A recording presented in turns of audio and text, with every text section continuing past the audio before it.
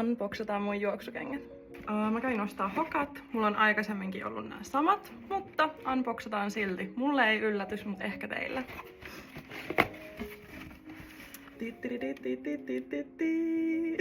Miksi mä oon valinnut just nämä Hokan kengät?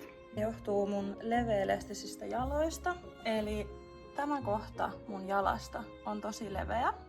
Ja sen takia mä oon joutunut ostamaan itselleni leveäelastiset kengät, eli näiden leveysaste on vähän leveämpi kuin normaalissa kengissä. On ollut ainakin henkilökohtaisesti aikaisemmin ongelmia siinä, että mä en oo tiennyt mitkä on hyvät juoksukengät.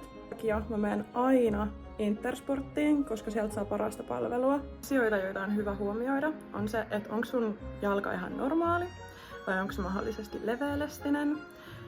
Lisäksi se, että useammassa mallissa eroaa koot, niin mä suosittelen menee aina paikan päälle. Kengän ei ole tarkoitus